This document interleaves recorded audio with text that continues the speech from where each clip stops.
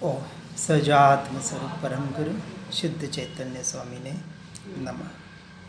स्यदवाद नय षट द्रव्य गुण पर्याय और प्रमाण का जड़ कर्म चेतन बंध का अरु कर्म के अवसान का कह कर स्वरूप यथार्थ जग का जो किया उपकार है उसके लिए जिन वाणी माँ को वंदना शतवार है, वंदना शतवार है।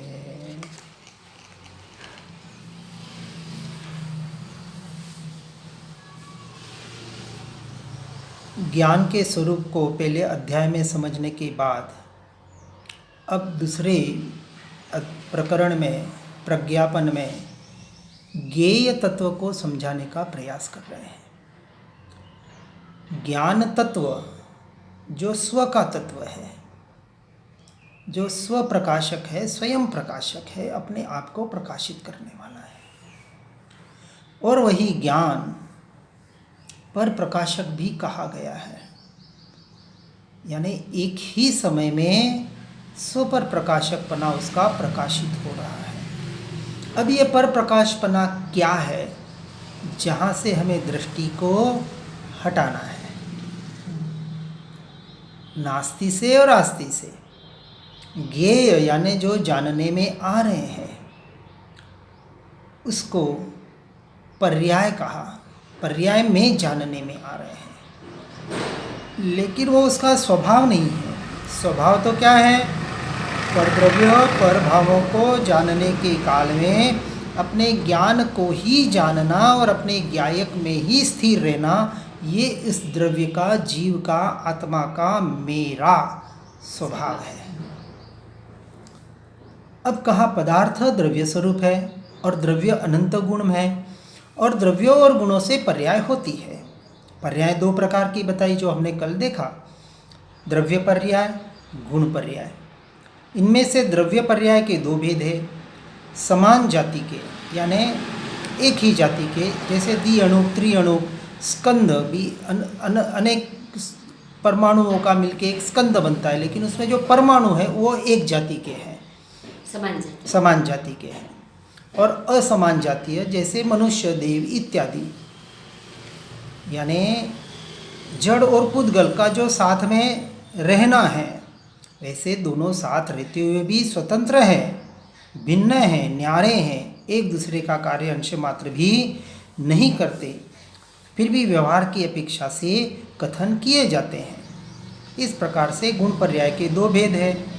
स्वभाव पर्याय जैसे सिद्ध के गुण पर्याय, और विभाव पर्याय जैसे स्वपर हेतुक मति ज्ञान पर्याय आदि, यानी 5 ज्ञान जो भी बताए ये भी सारे पर्याय के परिणमन है।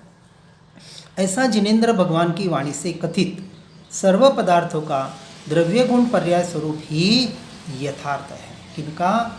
सर्व पदार्थों का। इस सृष्टि में जितने भी पदार्थ हैं, जो 6 द्रव्यों में जिनका समावेश होता है, सभी ये 6 द्रव्य अपने अपने गुण और पर्याय स्वरूप अपने से अपने में परिणमित हो रहे हैं। पुद्गल का परिणमन पुद्गल से पुद्गल में हो रहा है और जीव का परिणमन जीव से जीव में हो रहा है।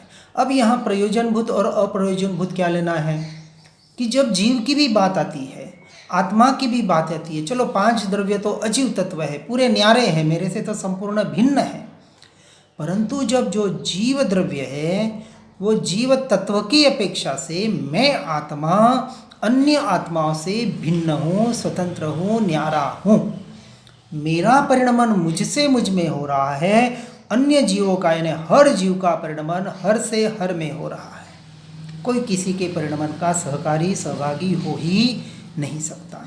इसलिए जो जीव द्रव्य गुण को नहीं जानते हुए मात्र पर्याय का ही अवलंबन लेते हैं, वे निज स्वभाव को न जानते हुए पर समय रूप ही रहते हैं।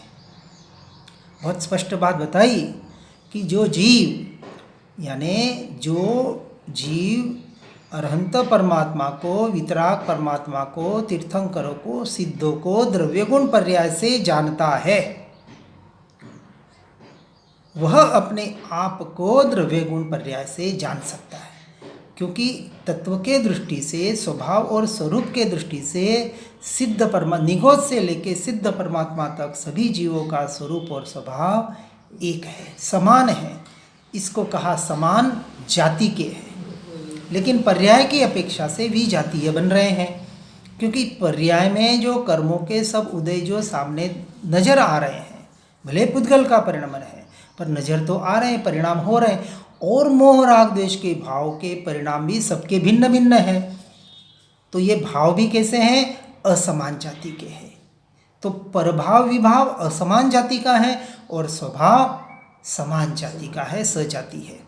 इस तरह से जो पर्याय का ही आलंबन लेते हैं और द्रव्य गुण यानी पर्याय से गुण और गुण से द्रव्य में एक रूप होना, इसका द्रव्य दृष्टि नाम कहा है। जिसे पर्याय दृष्टि है वह पर समय में है, और जिसे द्रव्य दृष्टि अखंड त्रिकाली अभेद ध्रुव तत्व पर जिसकी दृष्टि है, जिसे ज्ञायक भाव कहे, परम पारिणामिक भाव कहे, ध्रुव तत्व कहे, जिस भी नाम से पुकारे, शब्दों का महत्व नहीं है। शब्दों के आशय का, उसके भावों का परिणमन, आपके भावभाषण रूप आप अपने स्वरूप में कितनी एकता कर पाते हैं, महत्व उसका है।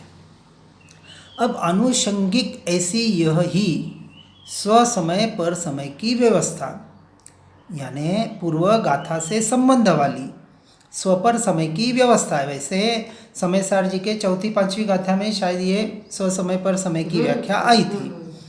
अब उसकी व्यवस्था निश्चित करके उपसंहार करते गाथा 94 में।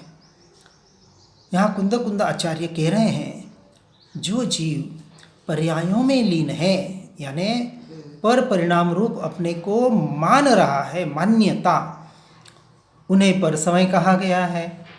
और जो जीव आत्म स्वभाव में, अपने ज्ञायक भाव में, अपने ज्ञान मात्र में, चैतन्य में जो लीन है, स्थित है, वही स्वसमय जानना। स्पष्ट परिभाषा बता दी। इसके अलावा मैं आत्मा, मेरे अनंत गुण और मेरी अनंतानंत पर्याय भी अपेक्षा से भिन्न है, कथनचित भिन्न और कथनचित अभिन्न बताई। जो पर्याय स्व की ओर ढल रही है वो मुझसे अभिन्न है, और जो पर की ओर ढल रही है वो मुझसे भिन्न है। इस अपेक्षा से जो द्रव्य गुण पर्याय को समझकर उस ध्रुव तत्व में लीन होता है, वह स्वसमय है।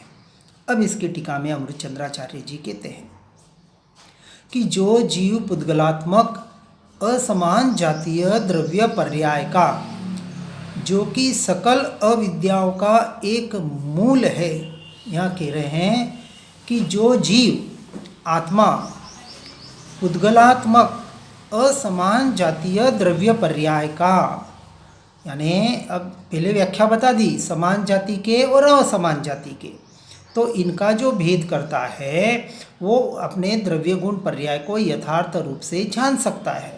जो पर्याय में परिणाम हो रहे हैं वहाँ से भी भेद विज्ञान करके उसी पर्याय को अपने गुणों के द्वारा अपने द्रव्य की ओर ढलने का पुरुषार्थ करता है, क्योंकि पुरुषार्थ भी पर्याय में ही हो रहा है। इस बात को भी समझना है। जो भी बताया जा रहा है वह भी भले स्वभाव के लक्ष्य से भी जो बताया जा रहा है, भेद विज्ञान, भाव भाषण, ये सारे परिणाम, ये सारा पुरुषार्थ पर्याय में ही घटित होता है, क्योंकि द्रव्य में तो कुछ भी करना धरना है ही नहीं है।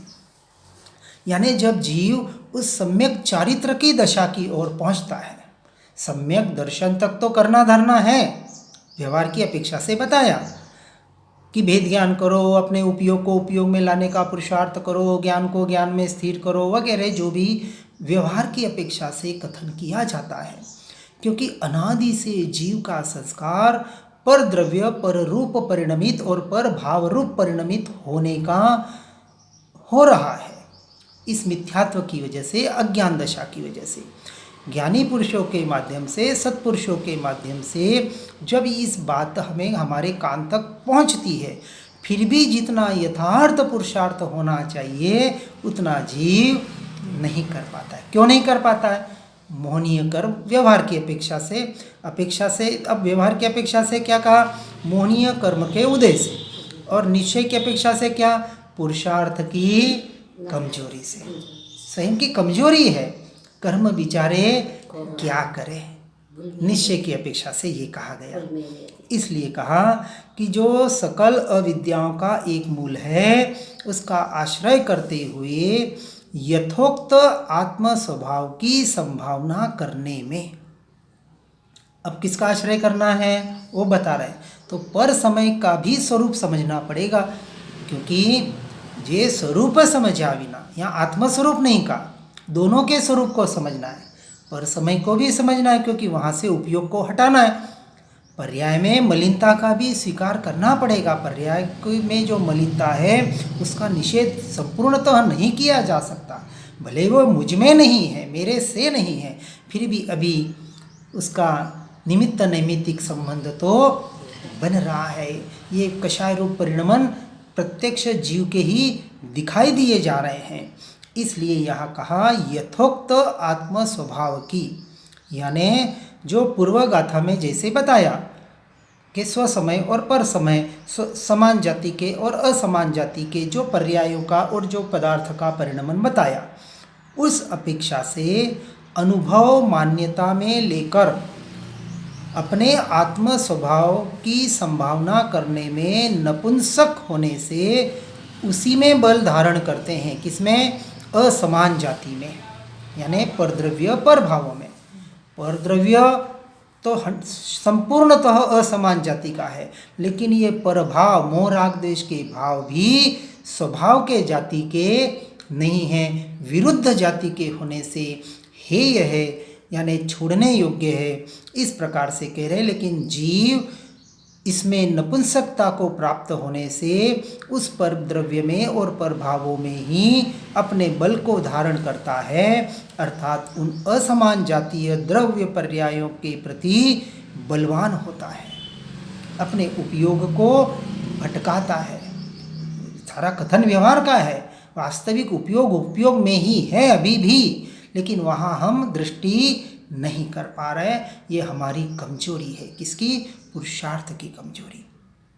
इसलिए वे जिनकी निरर्गल एकांत दृष्टि, यानी जो अंकुश बिना की, जैसे हाथी को काबू में करना हो तो उसके लिए अंकुश का उपयोग किया जाता है। इतना बलवान हाथी एक मनुष्य कैसे उसको अपने कब्जे में करता है? तो उस अंकुश के द्वारा, जो एक हथियार होता है। यहाँ कौन सा हथियार बताया? भेद ज्ञान और भेद विज्ञान रूपी हथियार को लेकर जिनकी एकांत दृष्टि उछल, यानी जो उस दृष्टि पर दृष्टि कर लेते हैं, वो भेद ज्ञान रूपी अंकुश का उपयोग करते हैं। लेकिन जो भेद ज्ञान भेद विज्ञान रूपी अंकुश का उपयोग नहीं करते और जिनकी सिर्फ एकांत दृष्टि उछलती है, ऐसे कि यह मैं मनुष्य हूँ, यह मेरा शरीर है, ये घर परिवार वाले मेरे हैं, ये मैंने किया, ये जो मैं और मेरा अपना, ये जो पर द्रव्यों में कर रखा है और पर भावों में कर रखा है, इस प्रकार से अहंकार ममकार से ठगाए जाते हुए, कौन से ठग है? ये पर द्रव्य और पर भावों में अहंकार और ममकार, यानी मैं और मेरा अपना, कर्तृत्व और भोक्तृत्व बुद्धि, कि मैं इसका करता हूँ, मैं इसका भोगता हूँ, मैं कर्मों को भोग रहा हूँ, मैंने कर्मों को बांधे, ये जो कर्मों में भी एकत्व ममत्व करने रूप जो विपरीत बुद्धि है, यानी पुद्गल के परिणामों को, पुद्गल की क्रिया को और उसके निमित्त से होने वाले भावों को जब जीव मैं और मेरा मानता है, तब वो वापस नए कर्मों का बंध करता है। और यदि उसको मैं और मेरा मानना छोड़ दे तो वहाँ संवर, यानी नए कर्मों का बंद होना बंद हो जाता है, स्टॉप हो जाता है। इस प्रकार से जीव स्वयं से स्वयं को ही ठग रहा है। जो जीव ऐसा मान रहा है कि देखो आज मैंने उसको ठग लिया, किसी को 2 रुपये की वस्तु 4 रुपये में बेचता है, 50 की वस्तु 100 में बेचता है तो खुश हो जाता है, किसी से कुछ चीज़ हड़प लेता है, कुछ मायाचारी करता है, सब करके कुछ भी करता है और अपने आप को धन्य मानता है कि आज देखो उसमें जो खुशी मान रहा है वहाँ अनंत कर्मों के बंध करता है।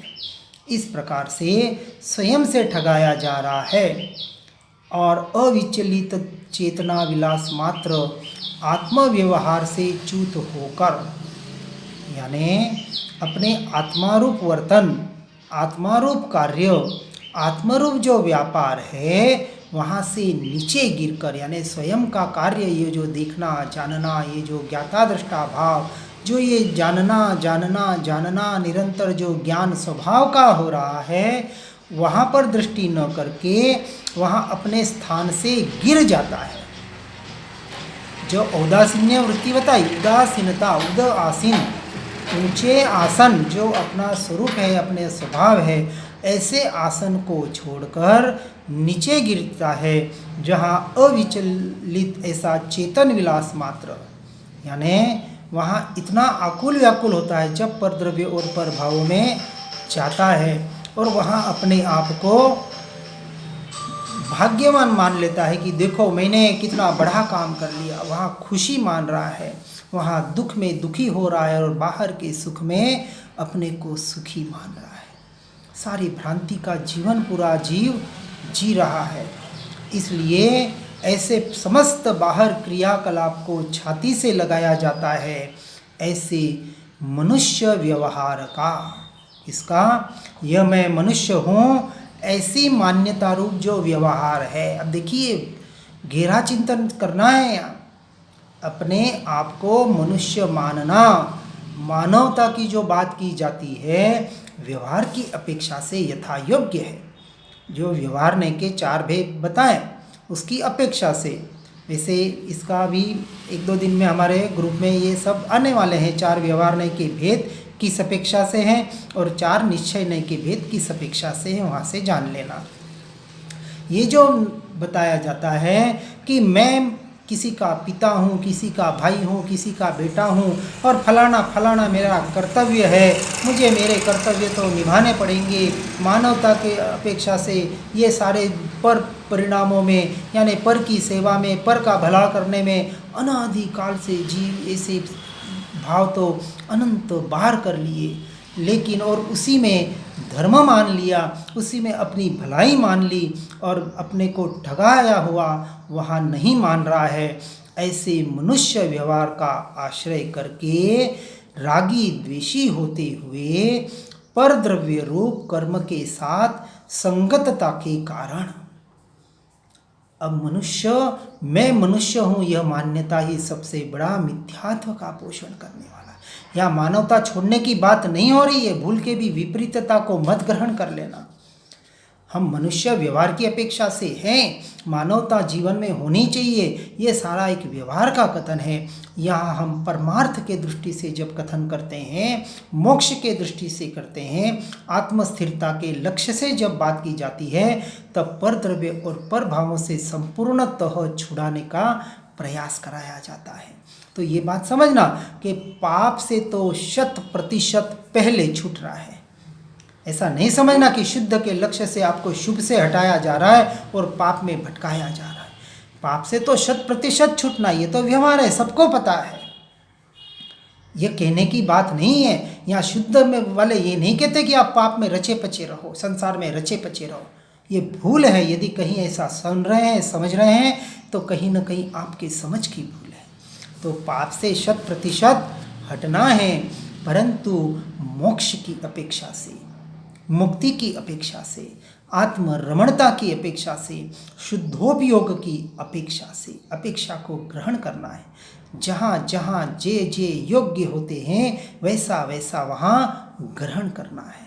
यह आत्मार्थी का लक्षण कृपाणु देव ने बताया है।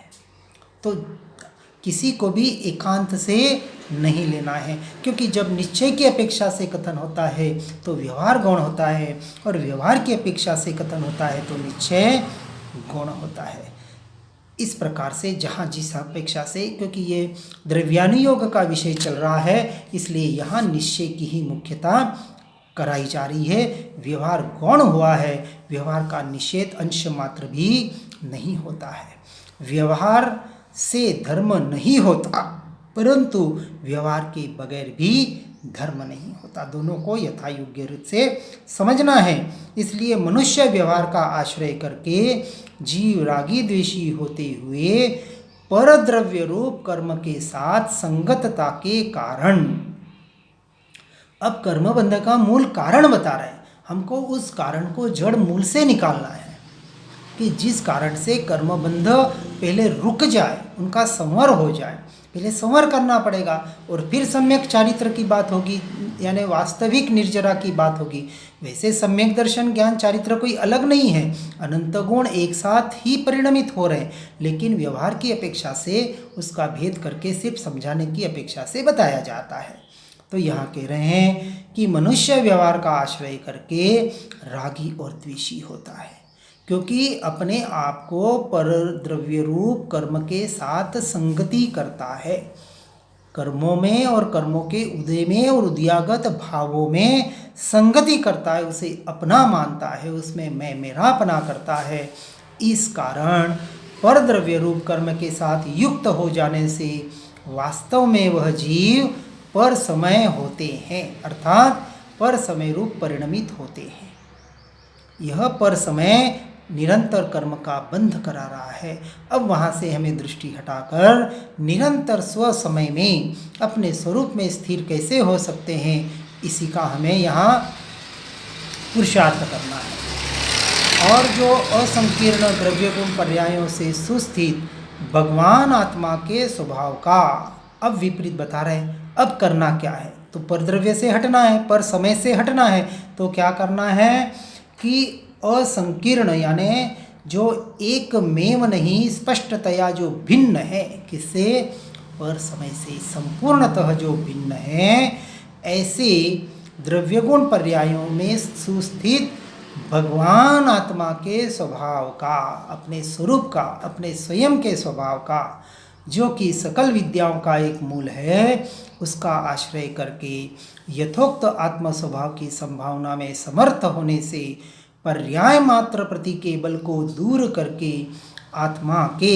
यानी स्वयं के स्वभाव में ही स्थिति करते हैं, लीन होते हैं वह जीव। ऐसे जीवों की यहाँ परिभाषा बता रहे हैं स्वसमय वाले, कि जिन्होंने सहज विकसित अनेकांत दृष्टि से समस्त एकांत दृष्टि के परिग्रह के आग्रह प्रक्षीण कर दिए हैं।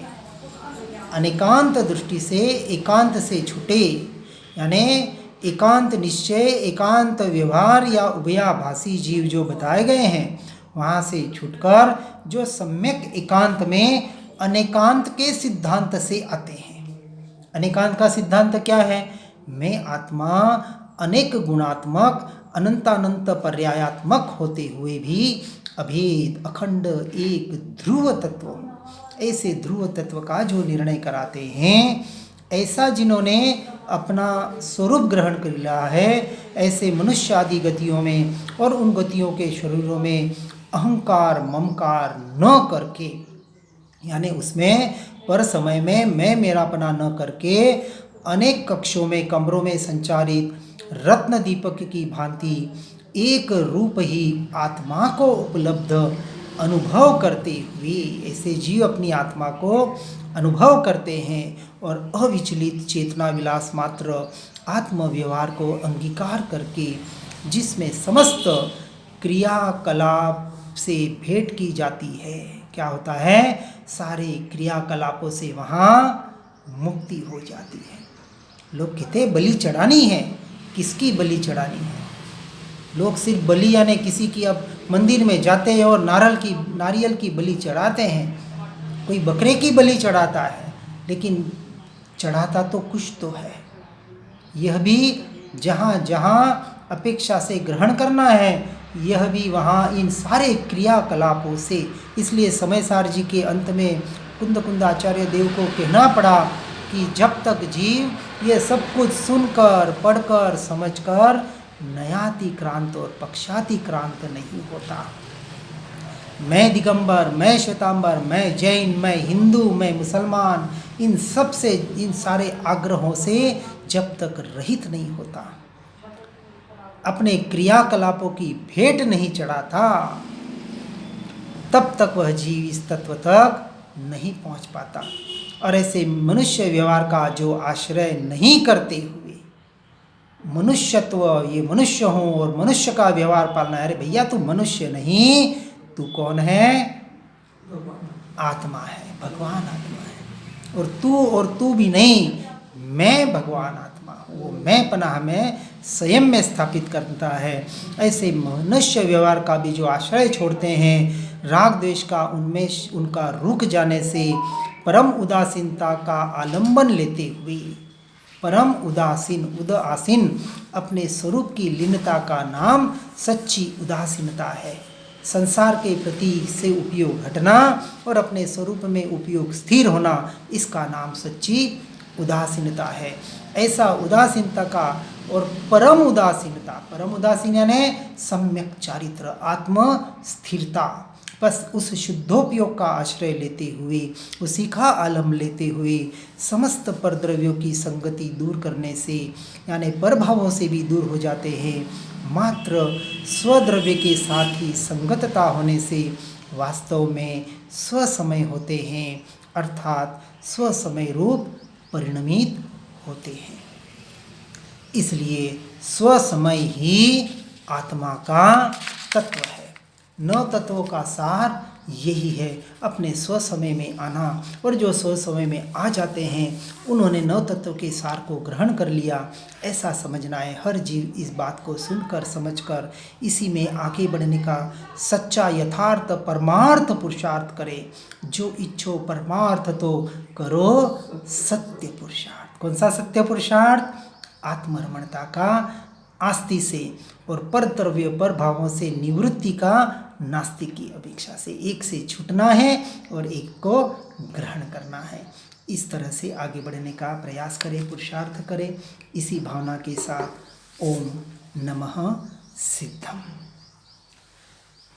आत्म ही है देव हमारे, आत्म ही सद्गुरु भाई। आत्मशास्त्र है, आत्म धर्म है, तीर्थ आत्म ही सुखदाई। आत्म मन नहीं है रत्नत्रय, पुरित अवगाहन सुख धाम। ऐसे देव शास्त्र सद्गुरु को, धर्म तीर्थ को सतत प्रणाम। धर्म तीर्थ को सतत प्रणाम।